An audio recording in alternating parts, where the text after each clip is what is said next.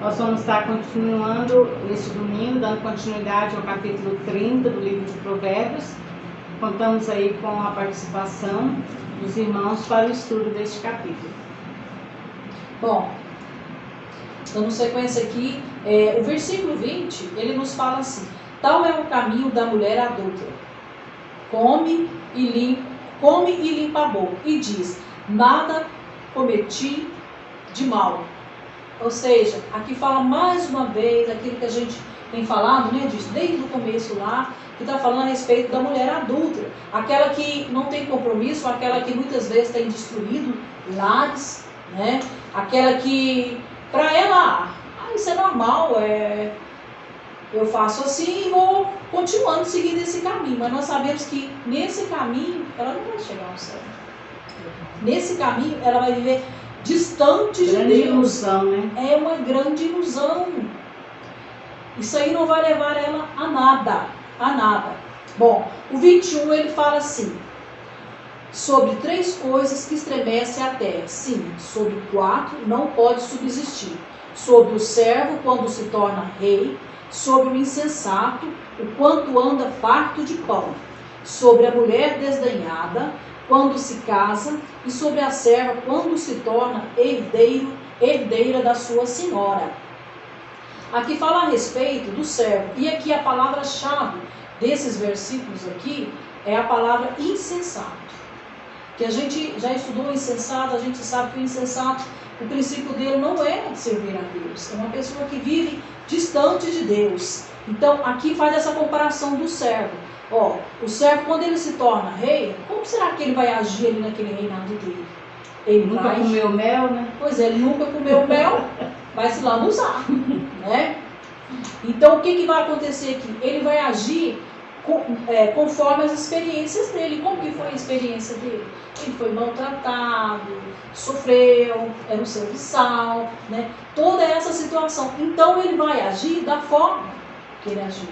E aí uma coisa que eu quero chamar a atenção aqui é que a gente nunca pode viver uma vida, ou melhor, viver a minha vida ou a sua vida conforme as minhas experiências. As minhas experiências são experiência, mas nós temos que conduzir a nossa vida na palavra de Deus. O nosso livro de fé e regra e prática é a Bíblia. Então, a não ser que uma experiência minha, né, esteja confirmando o que a Bíblia fala. Então nós temos que estar atento com isso, de viver conforme a vontade de Deus. Não viver segundo as minhas experiências, mas segundo a vontade de Deus, o que a palavra de Deus tem para mim. Então, o insensato é assim, ele vive conforme as suas experiências, mas aqui ele chama a nossa atenção, para a gente viver conforme a palavra de Deus. Tem pessoas que não sabem lidar com situações, né? Algumas que conduzem a sua vida sem sabedoria nenhuma de Deus, completamente distante de Deus. E uma coisa interessante também aqui é que o 24 nos chama a atenção também. Alguém quer comentar desse versículo que eu comentei? Edna? Nada, gente? Bom, eu falo, né? Estou indo, estou seguindo. 24. O 24 fala assim: há 4 coisas muito pequenas na terra. Que coisa será essa, hein? Que, porém, são mais sábias que os sábios. Olha que interessante isso. Há 4 coisas na terra que são mais sábias do que os sábios. É interessante. É muito interessante esse tema aqui. Isso aqui me chamou a atenção. Muito pequena, mas são mais sábios que os sábios. Tem muito a nos ensinar, né? Tem muito a nos ensinar. Você quer falar? Você tem então, vai falar de 4 criaturas, né? De tamanho pequeno, mas de comportamento admirável. Admirar, né? Temos muito a aprender com a conduta de cada um. No versículo 25 ele começa a descrever quais são essas criaturas. Então a primeira, a formiga, são um povo impotente. Todavia, no verão, preparam a sua comida. Segundo, os coelhos, são um povo débil. e contudo fazem a sua casa nas rochas. Terceiro, os gafanhotos não têm rei, e contudo todos saem e em bandos repartem. Quarto, a aranha, que se apanha com as mãos e está nos passos dos reis. Isso. Então, É interessante, né? Vamos tentar ver um pouquinho de cada um aqui, né?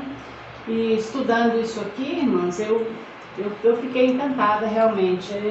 Descobri que existem vários tipos de formiga, de diversos tamanhos, mas na verdade o nosso objetivo aqui é falar do trabalho das formigas, né?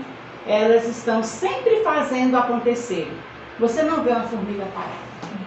Ela está sempre fazendo acontecer. Uma coisa também, soltivas, né? Isso, eu ia falar aqui. Sempre quando a gente vê, é raro você ver uma formiga sozinha. Ela está sempre ali. A união, comunhão, né? A gente poderia ver esse lado também. Ela trabalha no verão, enquanto a cigarra canta, né? Ela no seu trabalha para alimentar no inverno. Então elas nos ensinam o sentido do trabalho. Nos ensinam o sentido de organização do trabalho em equipe. Sabia que o trabalho delas é bem dividido entre elas? Como as abelhas, elas têm a formiga rainha, que fica dentro da casa, ali organizando, né? E tem as operárias, que saem para buscar comida. Elas não desistem, você não consegue pará-las. Eu já fiz isso. A formiguinha vai, né? De tanto passar, já fica o crieirinho dela, né? Aí eu fui e coloquei uma pedra na frente dela. Aí o que ela fez? Deu a volta na pedra e seguiu o seu caminho.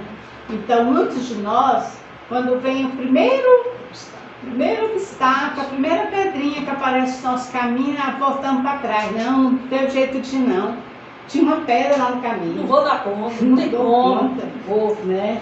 Então, a formiga nos ensina o sentido do foco. Elas têm um objetivo, é chegar lá. Então, foco, se tiver perto... Perseverança. Isso. A pessoa tem que ser perseverante naquilo que ela almeja. Se ela quer enfrentar os obstáculos. Ela tem que enfrentar todas as coisas para ela chegar no seu alvo. Então, elas pensam no futuro, nos ensinam o sentido de planejamento. Então, muitos de nós, né, a gente está sempre vendo os programas de televisão, os economistas ensinando, você tem que poupar. Ah, mas eu ganho só um salário mínimo, você precisa poupar pelo menos 20% do que você ganha. Por quê? Quando vier uma pandemia e não tiver trabalho, aí você tem uma economia, né? Quando vier um desemprego ou uma doença, né? Você precisa ter uma economia para poder se socorrer. Então as formigas nos ensinam isso, organização, trabalho de equipe, né? Nos ensinam a ter foco e nos ensina também nos planejamento para o futuro. Olha só o que eu notei aqui, ó. Elas são preventivas, né? Elas preparam a comida, elas são unidas, elas têm comunhão, são trabalhadoras, né? É um exemplo para o preguiçoso, né? Provérbio manda ter uma formiga. Mesmo não tendo um terrão, elas não vivem se espetando. Não vivem se espetando. Então, realmente, precisa aprender muito. O segundo animalzinho aqui, pequenininho também, indefeso, né? É o coelho, aqui é chamado de débil. Mas uma coisa que ele nos ensina é que eles fazem a sua casa na rocha. Por quê? Porque eles sabem se defender. Se alguém se voltar contra eles, ameaçá-los, eles vão também. E eles sabem que a rocha também, gente, é segura. Verdade. Tem como eles se esconderem. Como nós também sabemos que Cristo é a nossa rocha, é a nossa segurança. É em quem não devemos estar debaixo das asas, né? Então, os coelhos, eles se defendem, ensinam, se outros coelhos atacam, eles ensinam para eles que tem que ter limites. Muitas vezes nós não sabemos ter limites, né? Mas os coelhos sabem. Sabiamente evitam o risco e o prejuízo ao escolherem proteção mais forte e segura nas rochas, Ali se defendem de predadores e de intempéries da natureza. Então eles nos ensinam a buscar segurança. Não construa sua casa na areia, né? Nós temos musiquinha, né? Tem tudo. Não, Para ensinar. E eles, outra coisa que eles nos ensinam, eles procuram uma certa estabilidade no seu dia a dia, procuram as rochas. Não tem poder, mas tem um tremendo senso de sabedoria ao formar o seu lar sólido, firme, estável e rígido. Eu pus aqui, não dependem de poder. Então, nós temos muito que aprender com esses animais. Terceiro, os gafanhotos. Eles não têm rei, contudo, todos saem em bando e se repartem. Então, os gafanhotos, nós só lembro da praga, né, do Egito, né? Então, os gafanhotos venceram os reis do Egito. Né? Eles se uniram e, por mandado de Deus, né? Venceram. Eles foram muito unidos. Venceram, derrotou os deuses do Egito. Então, eles nos ensinam eles andam em bando, enfileirados, sozinho, não representa nada, né? Não dá nenhum risco a nós, você mata ele e pronto. Mas se vier em bando, você corre. Destrói uma plantação. Vovó e os gafanhotos. Você lembra daquela história? Não sei se você chegou a ver essa história moral. Vovó e os gafanhotos. Então, sozinho não dá risco. Porém, quando eles andam em nuvem, juntos eles têm a força. Eles nos ensinam o sentido de unidade de equipe. Isso. E juntos nós somos mais fortes, né? Eles avançam em grupo na mesma direção, juntos na mesma direção, mesmo não possuindo um líder ou um chefe. Não tem ninguém para organizar eles, né? A Bíblia diz que eles não têm um rei, não tem líder, não tem chefe. Não tem ninguém para organizar eles, mas eles conseguem se organizar. Será por que eles conseguem se organizar? Você já parou para pensar um pouquinho? Porque eles têm comunhão, né? Eles têm diálogo. Tem uma meta, né? Eles têm uma meta. Todos têm o mesmo objetivo, o mesmo desejo, né? Os mesmos sonhos, né? Buscam os mesmos sonhos. Então nos ensinam isso, a ter metas, a ir em busca dos nossos sonhos e andar, né? Em grupo, em equipe. Eles são extremamente organizados, sabem acelerar no tempo certo e pousam no tempo certo. Achei admirável isso aqui, né? Sabem a hora de correr e a hora de parar. E todos juntos, todos ao mesmo tempo. Interessante. Voam, né? Correm, param, voam juntos, param juntos ao mesmo tempo. Então nos ensina a importância de ter o quê? Estratégia. A estratégia deles. Eles pousam ali todo o tempo, até a gente que é grande, né? Corre dali. Aí ele fala também da aranha, que se apanha com as mãos, né? A aranha você bate ali e tira ela com as mãos. Mas ela está nos passos dos reis. Então, aranhas são encontradas nos aposentos reais. Não é qualquer um que entra lá. Não é qualquer um que chega lá, né? Mas ela tem acesso ali aos aposentos reais. Elas conseguem. Elas sabem buscar as melhores companhias. Sabem quem deve estar ao seu lado. Venham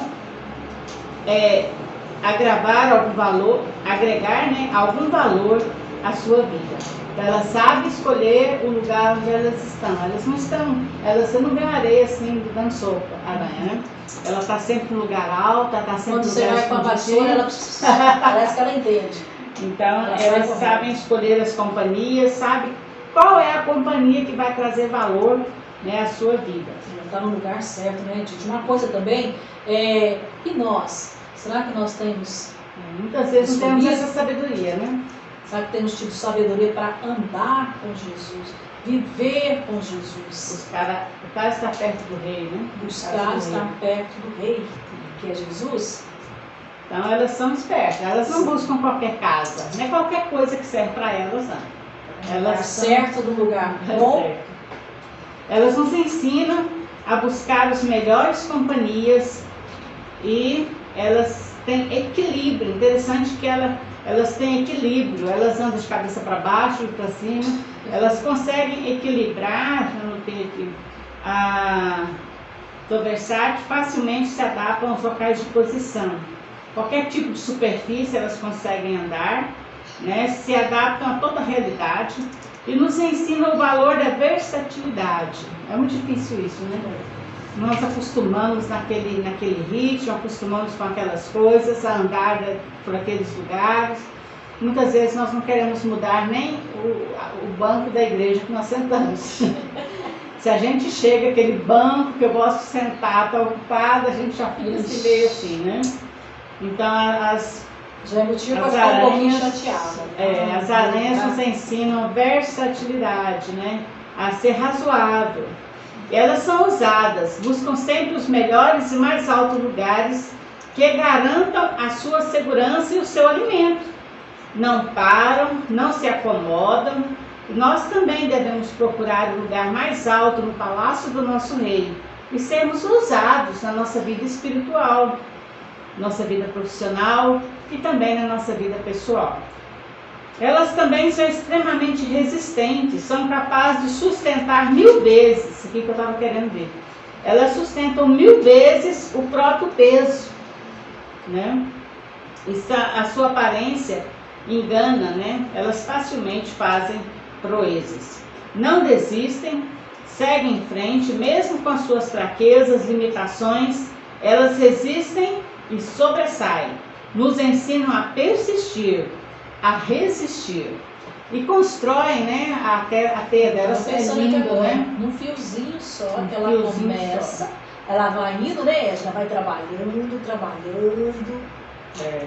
E para que é aquela telha que ela faz, hein? Apanhar os bichinhos, né? Apanhar os bichinhos para alimentar. É como a rede que o pescador usa, né? Então, eu agradeço a Deus por tudo que aprendi com esses seres tão frágeis, tão pequenos, mas realmente são muito sábios. São sábios. O verso 31 vai falar sobre o bode e o rei, a quem não se pode resistir. Bem, o bode era um animal que era sacrificado para tirar o pecado do povo. Então, Jesus já é o próprio rei, que depois deu a sua própria vida. Então, antes de Jesus vir a este mundo, nós vamos ver lá, segundo os mandamentos, a lei mosaica, lá nós vamos ver que antes de Jesus vir, eram sacrificados, eles matavam os animais. Era morto uma vez por ano. Os sacerdotes, eles entravam, né, ali no Santo dos Santos para, né, sacrificar os animais. Então nós vamos ver que os sacrifícios eram feitos através do derramamento de sangue de animais, que eram oferecidos por seus próprios pecados e depois pelos pecados do povo. Então aqui nós vamos ver, né, que depois, quando Jesus veio, né, que é o sumo sacerdote, aí não precisou mais de fazer sacrifícios, né, de matar animais para tirar os pecados do povo naquela época. Porque o sacrifício de Jesus é perfeito, eficaz. Porém, tendo ele oferecido para sempre um único sacrifício pelos pecados, assentou-se à destra de Deus.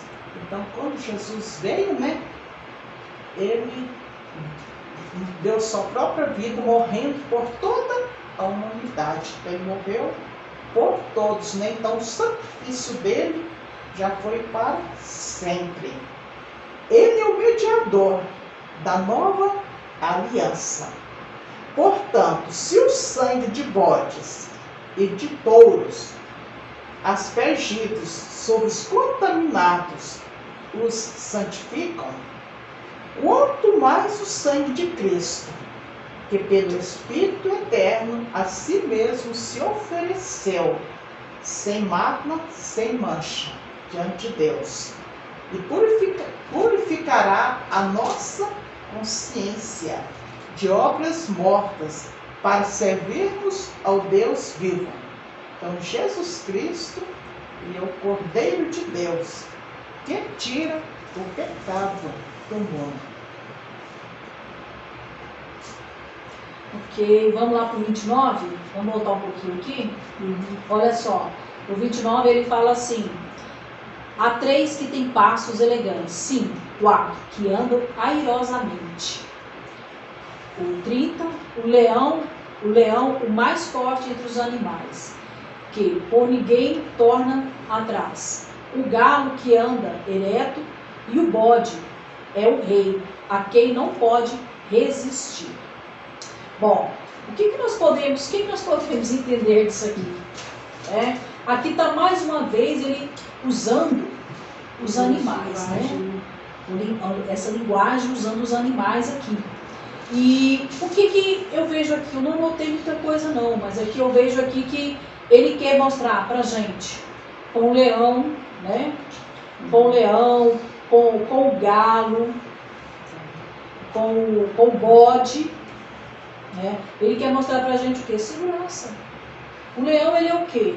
Ele é o rei da selva. Todos os animais temem. Eu gosto muito de ver a vida do planeta que passa.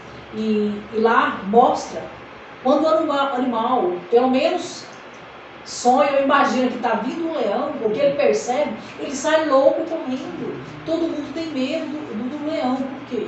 Porque é uma fera, ele é forte. E quando ele corre, até jacaré, crocodilo. Esses dias eu vi um leão que foi na água e foi aquela luta, sabe? E o leão é muito forte. Ele é muito forte. E aí, mas o leão é mais forte entre os animais, certo? E por ninguém torna atrás. Ninguém quer andar atrás, ninguém na frente, né? O galo que anda ereto. Bom, o galo, o que o galo é na verdade? Se o leão é o rei da selva, o galo é o rei de onde? Quintal, terreiro. Do terreiro. E eu estava observando esses tempos que a galinha morreu e estava com os pintinhos. O que o galo fez? Você já viu isso? Papai. Assumiu. Foi tomar conta dos pintinhos. Eu achei, sabe?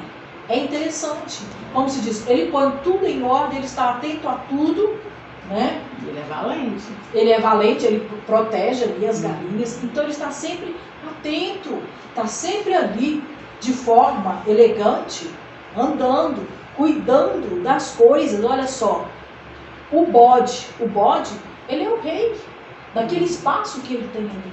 Ele conduz as coisas. Não se pode, a quem não se pode resistir. Vocês já viram um bode bravo? Vocês não tiveram contato, não. Se eu contar que eu já tive, eu tô falando que eu tô velha demais, eu tenho experiência demais. Onde eu morava, lá no Pará, o povo tinha costume de criar bode. E tinha um bode que era vizinho meu lá, que a mulher deixou. Lá não tinha, os quintais era tudo de madeira, que é a cerquinha de madeira. Aí a cerquinha tava podre, aí o bode bateu na cabeça. Aí tava mandando os vizinhos. Menino, um dia eu tô lá no meu tanque, esse trem chegou aí na minha bunda, você acredita? Eu saí, quando eu vi aquilo, eu saí correndo. Um bode solto. Depois disso, nunca mais. Eu falei, não, enquanto não arrumar isso aqui, eu não saio aqui no quintal mais. Uai, eu falei, não, fui lá reclamar pra mulher, tem que prender. Sabe? Ele é muito forte, menino. Ele é forte. Então, aqui fala que eles, né, eles têm essa segurança. Você já viu o bode, como é que ele anda assim? Todo, na força. Parece que todo assim, mostrando assim, eu tenho a força. Não é o Guimê não, mas ele transparece, eu tenho a força. O galo também, ele anda naquele, sabe? Naquela beleza, naquela firmeza. O leão, você para pra olhar, né? Todos eles são assim. E eu fico pensando, sabe, Edith? E nós? E nós que temos o Senhor Jesus, nós que andamos com Jesus, que temos a segurança em Jesus, muito mais, nós temos essa segurança. Jesus, ele nos ensina que ele é o quê? Que nós somos o que para ele? Nós somos a luz do mundo, nós somos o sal da terra, nós somos a nação escolhida. O que mais? Nós somos o povo que foi adquirido. Nós somos, lá no Salmo 1, bem-aventurado, nós somos felizes, né? Nós somos a menina dos olhos de Deus. Então, é andar segundo a vontade de Deus, sem olhar para a esquerda ou para a direita, como já foi falado hoje, e seguir a Cristo. Se Deus cuida tão bem, se Deus dá essa firmeza, segurança, deveríamos ser mais ousados. Né? Imagine nós que somos homens conhecedores, que somos pessoas sábias da palavra de Deus. Temos que ter essa segurança, essa firmeza para servir ao Senhor Jesus.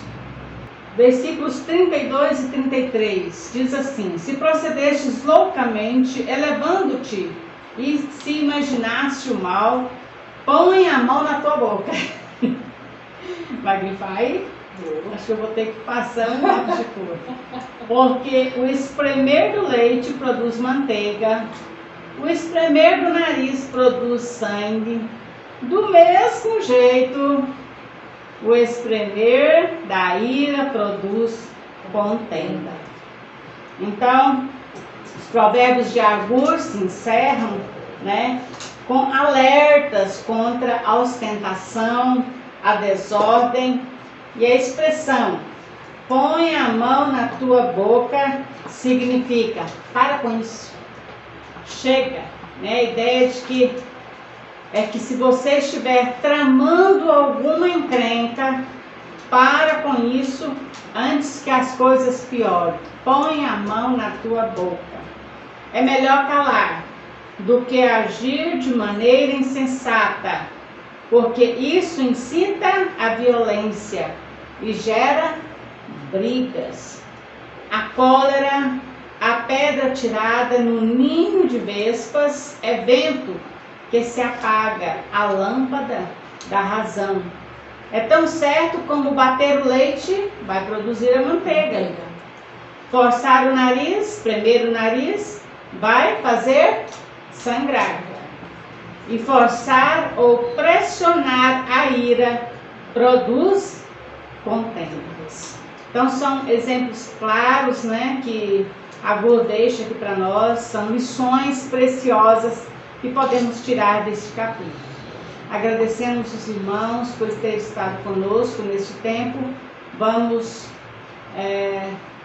estar encerrando, né, o nosso estudo, pedindo ao Senhor que esteja abençoando cada um nesta semana, que o Senhor continue nos livrando de todo o poder do mal, de toda peste, né, que assola o nosso país, que sejamos este povo guardado e protegido pela mão do Senhor. Muito obrigada a todos.